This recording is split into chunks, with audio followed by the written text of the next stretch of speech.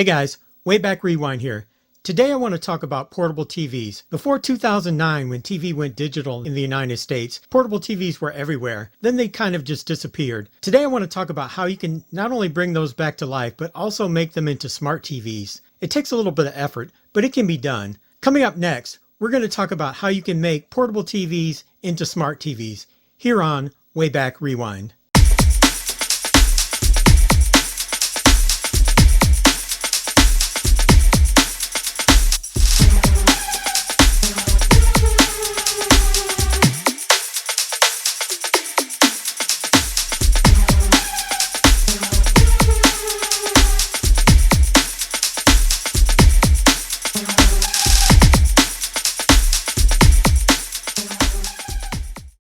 Okay, so let's get started. I'm going to do this a little bit differently than usual. I'm going to do a little Tarantino on you and show you the ending. So these are 10 TVs that I put together. They are all running off the internet right now. They are made into smart TVs, but the trick is some of them don't work. In fact, half of them don't work.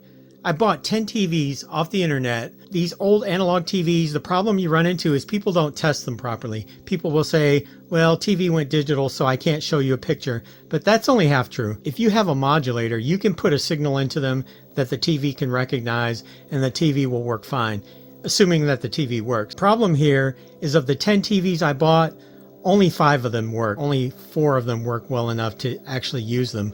This Panasonic Pop Up TV over here, that's from 1975. I love those TVs when they first came out. I wanted one so bad. I actually bought 2 of them. The first one wouldn't even turn on. The second one, this flickering that you see, is not a rolling shutter effect. That's literally how the picture looks. That's the best I can do. So this TV is not going to be very useful. It's not going to be helpful. Over here in the center, the Colby, this was part of a CD Boombox from the 80s. I thought that was going to be a good TV. It's got a 5-inch black and white screen. I thought I was going to be able to make that into a smart TV, and it is showing a signal from the internet. I did make it into a smart TV, but the picture is almost unwatchable. That rolling that you see is not a rolling shutter effect. That's literally how it looks. So it's not really very good either.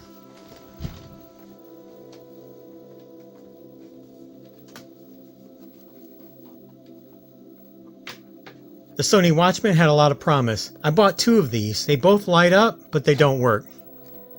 When I input a signal into it, I get nothing. So if you want to try to buy one of these color Watchmans, none of them are tested because people erroneously believe they can't test them. But it's very easy to plug in an external video, or you can plug in an external signal in there through the antenna jack. And if people would just do that and show that it works, that would be great. Unfortunately, you buy them untested, you roll the dice, and it doesn't work. The Pocketvision Realistic, which is the house brand for Radio Shack, the tuner on this one is really bad. I can barely pick up an image and kind of get sound, but for all intents and purposes, this one doesn't work. This brings me to the 4 that actually work. I have a Sony Watchman, the CRT black and white model. This one is actually very interesting because the CRT shoots up at an angle and then reflects off of this curved screen. It's a very ingenious design, and even though it's a very small screen, it actually has a much higher resolution than these LCD screens of the 90s. The other TV that works perfectly fine is this Casio Color. Kind of hard to see, but it is working perfectly. It's pulling in a signal off the internet. This Casio also works. It's a little blurry right now because I don't have it connected. This one only has a video input, does not have an antenna input. It's just scavenging a signal right now off of that wire, which is why it looks blurry. Finally, over here, I have my Tyler high definition portable TV. This is a modern TV that I just bought. It is 720, high definition, fully digital, but it is not a smart TV. This audio box, I didn't just buy this one. I've had this TV. I modified it to be smart TV. I modified it to be a digital TV, but the picture quality is very weak. But just for demonstration purposes, I did modify an old analog TV that I've had since at least before 2008. So now that I showed you the overview, I showed you the ending, now we're going to go back and I'll show you how you can turn these portable TVs into smart TVs, step by step. and I'm not going to leave anything else. So don't worry, it's going to get more interesting, and I'll show you the details of how you can do it yourself. So these are the 4 survivors. Of the 10 TVs that I bought, these are the 4 that work. And I'll show you 3 different ways to convert these into smart TVs. I'm going to dim down my light so you can see the picture a little better. So the first clue, these can no longer pick up signals through the air with their antenna the way they were originally intended. You have to use the external antenna, and I'm using something to drive that signal. Since I'm working backwards here, I'm going to show you what I used to put these on the internet, what I used to make them into smart TVs. Just to rewind a little bit, a smart TV is any TV that connects to the internet and is able to stream live TV through the internet. When TVs first came out, they were only broadcast. In 2009 in the United States, on June 12th to be exact, 2009, TV went digital in the United States, and these 2 TVs on the right here would no longer be able to pick up anything. And so when you buy these on the internet, when you buy these on eBay, people will say untested because it lit up, but I can't really pick up any broadcast channels. But what they don't seem to understand is all you have to do is plug in an old school signal coming through an RF modulator, and using your own video source, you can demonstrate that the TV still works. So you never are able to find anyone that sophisticated to actually test these. So you buy them untested and you roll the dice, and that's why I got 4 working TVs out of 10, including this brand new one over here. This one was fully expected to work, so my ratio was actually worse than that. It was more like 3 out of 9. So only 1/3 of the TVs that I bought actually worked. That brings me to this TV. This is a brand new TV that I just bought. It's high definition, it's digital, but it's a dumb TV. It does not connect to the internet, and when you look at its specs, it's actually a pretty nice TV. It's 16:9 widescreen, 720p, high definition TV, comes with a pretty substantial remote, but it is a dumb TV. It does not connect to the internet, and it also has something very nice here. So I'll turn my light back on. You can see it has an HDMI port, it has a USB port. You can plug in a USB drive here and play videos. You can plug in an HDMI source here and play videos. This allows you to hook up a streaming device and turn this into a smart TV. So I'm going to show you how to do that.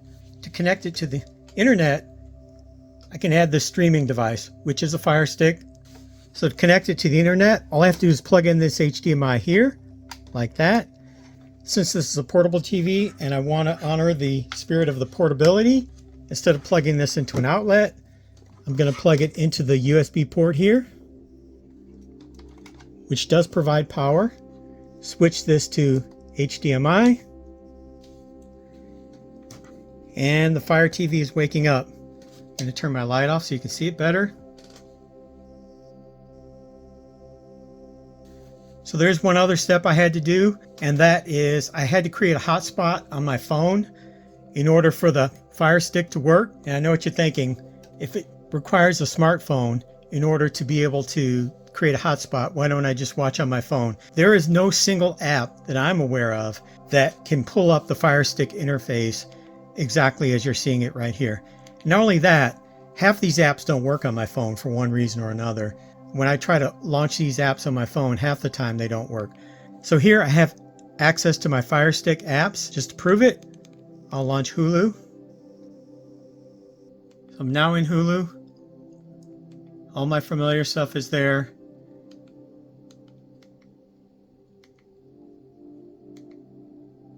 I'm going to back out just so you can see this is a fully portable, on the internet, smart TV.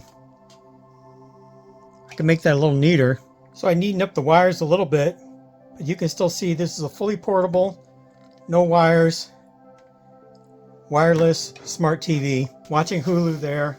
Got the Alexa remote. Show me YouTube.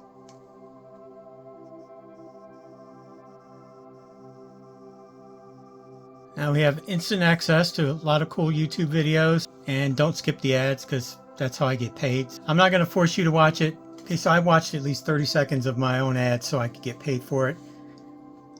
I probably won't get a copyright hit if I have audio from my own video on here. So there you go, fully portable smart TV. The easiest possible way to do it is if you have portable TV with an HDMI port and a USB port. Everything's portable, everything's already there.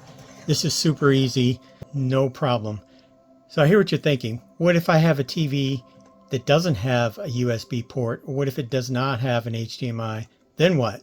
It's a little bit more complicated, but not much. So I'm going to move this off to the side and show you a different method for one of these other TVs. Okay, for my next example, I'm going to use this Casio. This does not have an external antenna, it does not have an HDMI, it does not have a USB, but it does have an audio video input. So I'm going to use that. What I'm going to plug into that is, okay, just to make it interesting, I used the Firestick for my first example. For my second example, I'm going to use a Roku. Works very similar. A little more wires going on here because it doesn't plug in using that little short cable, but it has a USB and it has an HDMI. So I know what you're thinking, like where do you plug a USB or an HDMI into here? The answer is you don't. I have to use another adapter to fix that problem. I've got an HDMI to AV adapter, which is going to solve that little problem. Going in, it has an HDMI. Coming out, it has my yellow, white, and red. So I'm going to need another adapter to turn this yellow, white, and red into something that can plug into here. So I've got my cable here. So this goes from the 3.5mm plug to the yellow, white, and red, along with my gender changers. There's just one more thing you need in order to power the Roku and the AV converter. I need power supply. So I'm going to use this power brick to run the whole system. Now I know this looks like a lot, but all of this connect to this TV and make it into a fully portable smart TV. So let's get started. So working backwards, I'm going to start with the TV. I'm going to turn the TV on. I'm going to plug in my audio video wire. It's going to show nothing because there's nothing connected to the other end. I'm going to connect this to my audio video converter.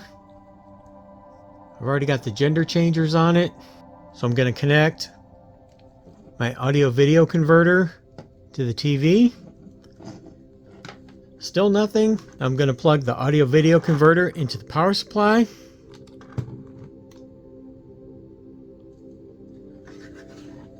Now that's powered up.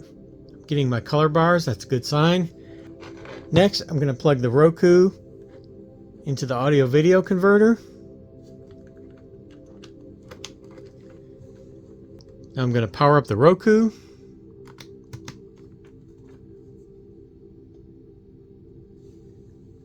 Now everything's coming to life.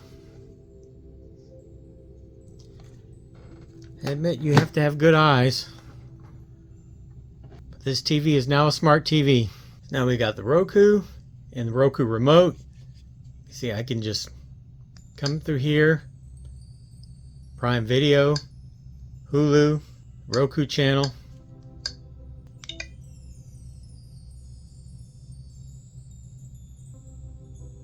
Live TV. I can click on this. And now I'm getting live TV off the internet on the Roku channel.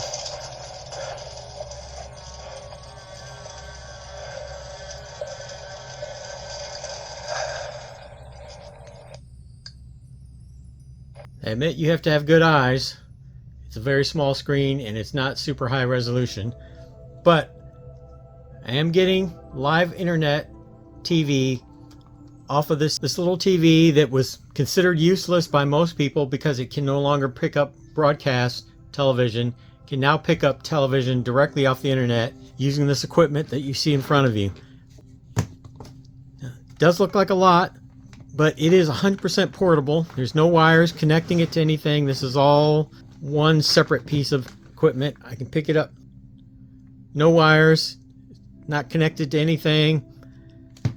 100% portable internet TV.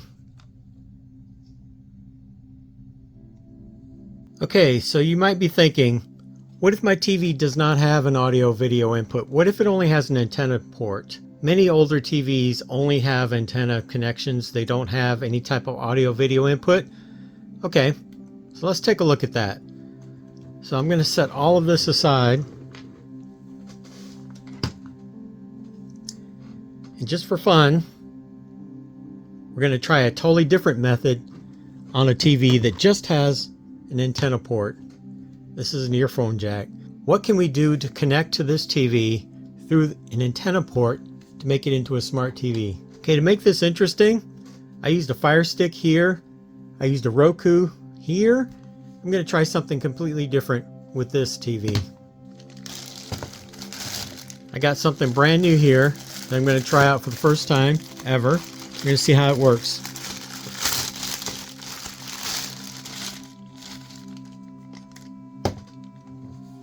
Okay, I've got here a Chromecast, brand new in the box, never used before. We're going to hook up this Chromecast to this TV, make this into a smart TV. Okay, this is brand new in the box, never used it before, so we're going to learn together how well this works. But I've already promised you you can hook a smart device to any TV, and whatever it takes, I'm going to make this work. First question is, how does this open?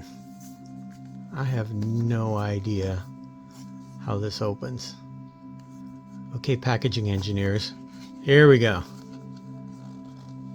That was interesting. So I've got a remote here and the actual device here. Okay, and the let's get started is buried underneath the box, which makes no sense. All right, here's my wire.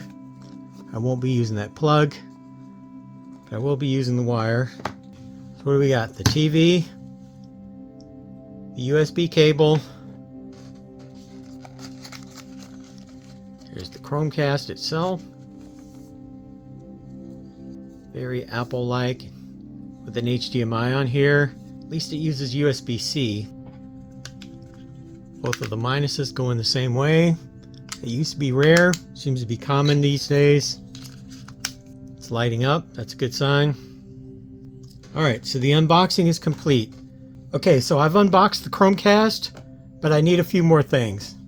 Number one, I need a piece of coax to plug into the TV, and now I need something to convert the HDMI signal into coax. That's going to take two steps. Number one, I'm going to use a different HDMI to AV converter to convert the HDMI signal into the AV. Then I'm going to need an AV wire, and then to convert the AV into coax, I'm going to use this modulator. I can put the AV into here, and out will come the coax, connect to the coax, connect to the TV. And I'm also going to need a power supply for all three of these components, the Chromecast and the HDMI converter. I've got another power brick for 5 volts. And now I'm also going to need the power of this converter. That converter is going to run off 12 volts. So I'm going to use this USB to 12 volt DC to DC converter. And so this is everything I need right here to convert this TV into a smart TV. I know it looks like a lot, but it's really going to be quite simple. So let's get started. Okay, let me move some of this out of the way.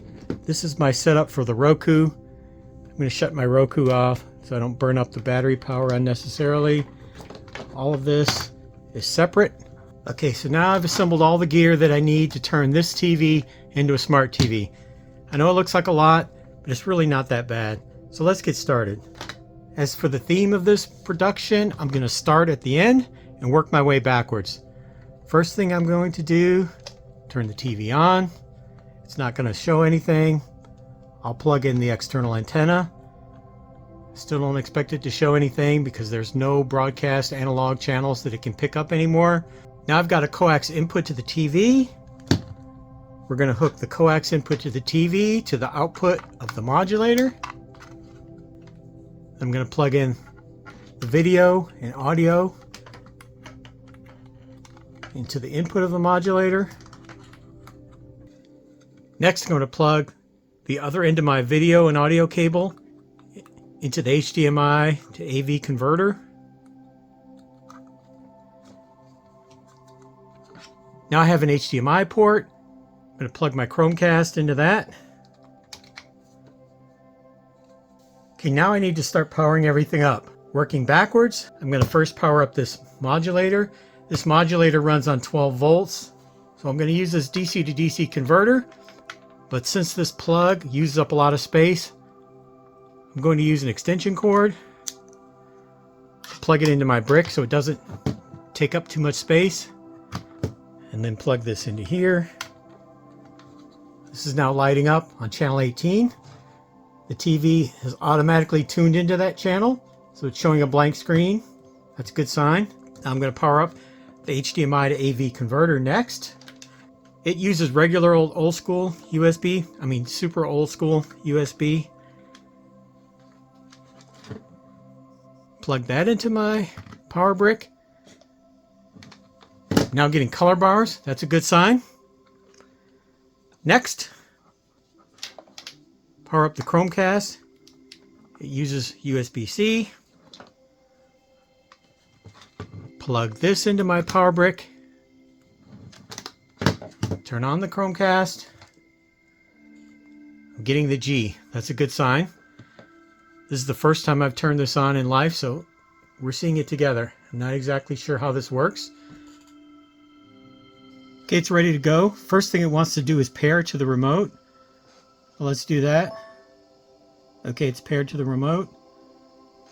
Saying welcome. We definitely want English. It needs to set up with the Google Home app. Not sure what that means. Okay, I ran into two issues. One, there was almost no possible way to read the resolution on that 2-inch 90s LCD screen, so I switched to my 7-inch screen. And also requires me to download and install the Google Home app on my phone, which I did. It found the Chromecast, so I can continue from here. You need an active phone to set this up, and you need a screen with a large enough resolution, so I would not recommend trying to set this up on the 2-inch 90s TV like I did initially. Set this up on a regular TV that you can read, and then you can watch it on the smaller screen like I'm going to do here next. Okay, I'm not going to try to scan it off the small screen. I'm going to enter the setup code into here. Now it's connecting to the Chromecast.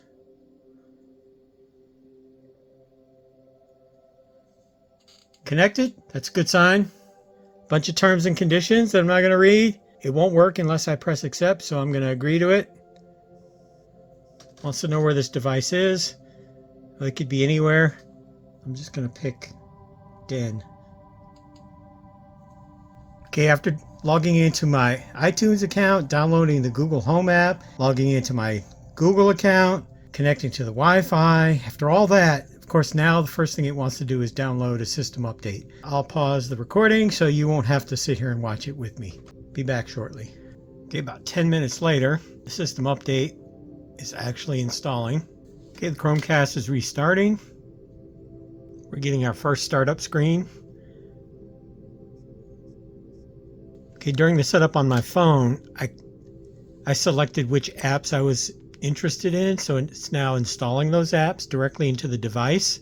This version of the Google Chromecast works like a normal streaming device. It actually installs the apps into the device, and it actually works without the phone being present. So it's not just a casting device, it's an actual smart device, just like every other smart device. Okay, about another 10 minutes later, it's ready to go.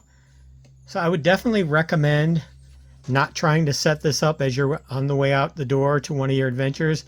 Set this up plenty in advance, preferably with a large enough TV where you can actually see the menus and prompts. A 7-inch high definition TV is sufficient, but a 2-inch 90s low definition TV definitely not. So now this is up and running. Let's switch back to the smaller TV just to see how that looks. Okay, it's up and running on the TV. The remote is working. Let's go to YouTube just for fun.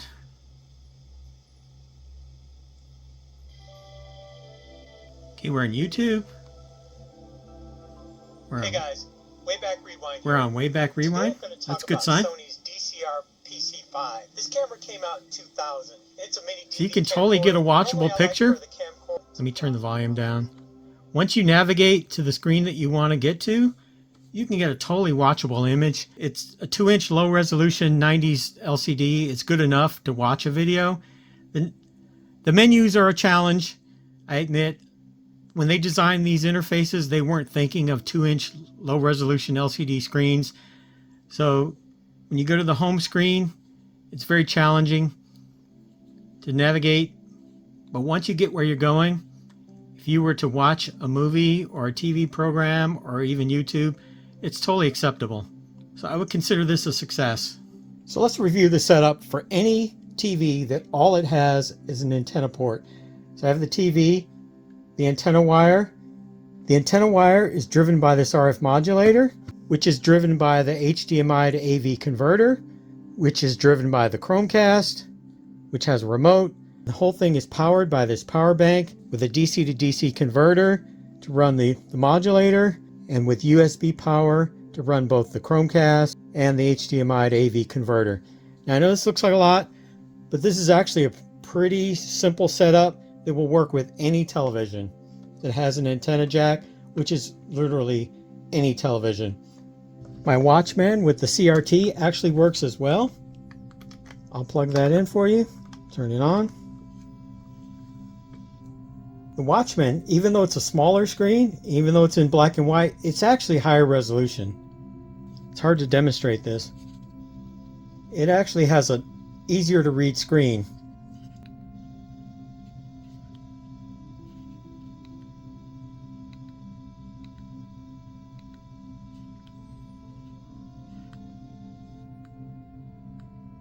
So this is the same setup that would work for any television with an antenna jack or an antenna terminal.